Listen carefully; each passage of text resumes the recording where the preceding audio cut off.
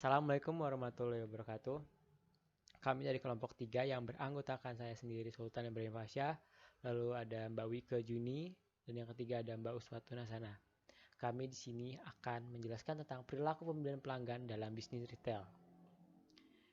Yang pertama adalah jenis-jenis keputusan belanja. Terdapat 3 jenis pengambilan keputusan belanja pelanggan, yaitu yang pertama adalah pemecahan masalah secara luas, yang kedua adalah pemecahan masalah secara terbatas, dan yang ketiga proses pengambilan keputusan yang bersifat kebiasaan. Apa sih pemecahan masalah secara luas itu? Ya, pemecahan masalah secara luas itu adalah suatu proses pengambilan keputusan pembelian di mana pelanggan memerlukan usaha dan waktu yang cukup besar untuk meneliti dan menganalisis berbagai alternatif. Retail dapat mempengaruhi pelanggan yang terlibat dengan pemecahan masalah yang luas dengan menyediakan informasi yang diperlukan. Retail menyampaikan informasi tentang barang dan jasa pada pelanggan dengan cara-cara yang mudah dipahami serta sekaligus meyakinkan pelanggan dengan menawarkan jaminan uang kembali. Di sini retail seperti memberikan spesifikasi yang dapat dilihat oleh pelanggan atau pembeli seperti harga, komposisi, dan lain-lain yang memudahkan pembeli untuk menentukan pilihannya. Yang kedua ada pemecahan masalah secara terbatas atau limited problem solving. Adalah proses pengambilan keputusan yang melibatkan upaya dan waktu yang tidak terlalu besar. Salah satu pemecahan masalah secara terbatas yang umum dan biasa terjadi adalah pembelian spontan.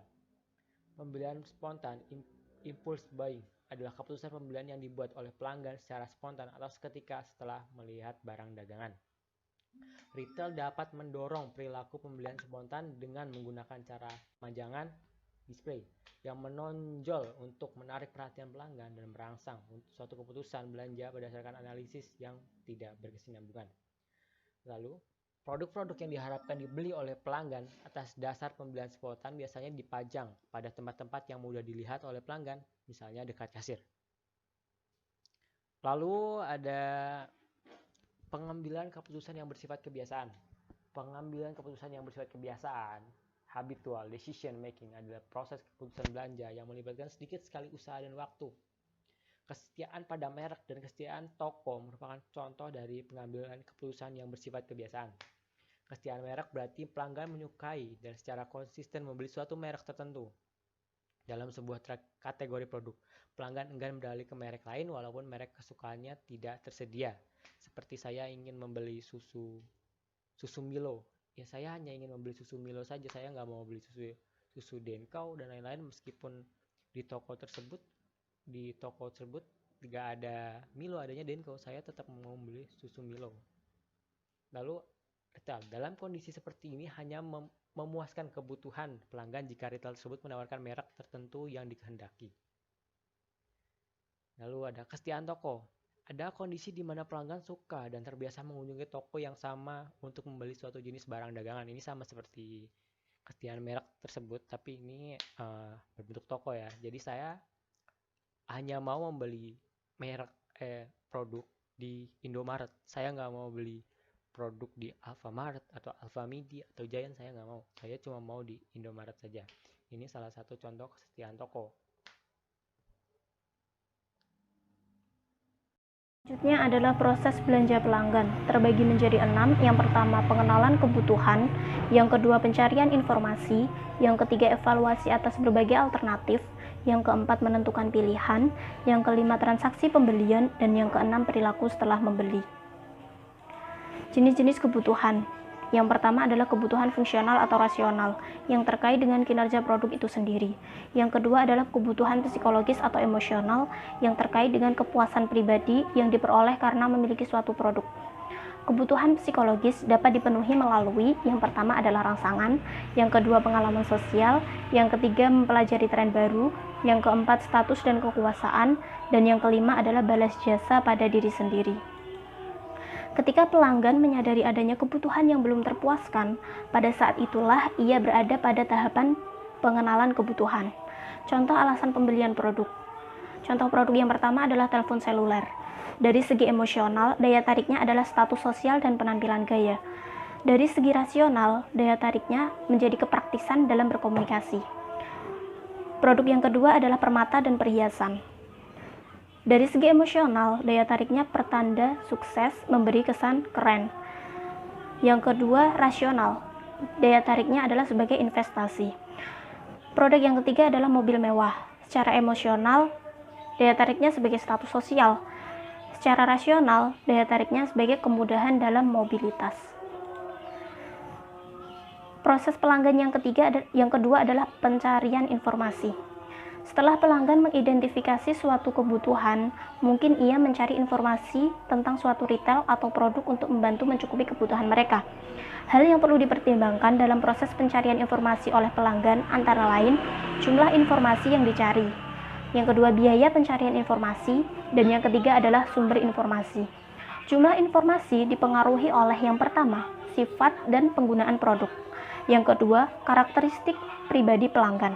Yang ketiga, aspek pasar dan situasi di mana belanja terjadi. Selanjutnya mengenai evaluasi atas berbagai alternatif.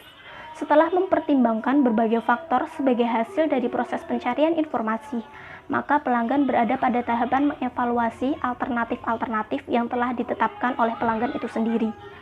Model multi-atribut merupakan model yang menyediakan suatu cara yang bermanfaat untuk meringkas bagaimana pelanggan menggunakan informasi yang mereka miliki tentang berbagai alternatif, mengevaluasi alternatif tersebut, dan memilih apa yang terbaik untuk memuaskan kebutuhan mereka.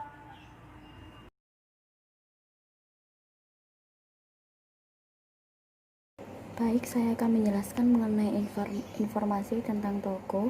Dalam tabel tersebut terdapat mengenai informasi tentang toko. Yang pertama adalah karakteristik toko, harga retail, biaya pengiriman, total waktu pengiriman, waktu pembayaran di kasir, jumlah produk merek dan ukuran, produk segar, ikan segar, kemudahan menemukan barang, kemudahan menemukan informasi tentang nutrisi produk.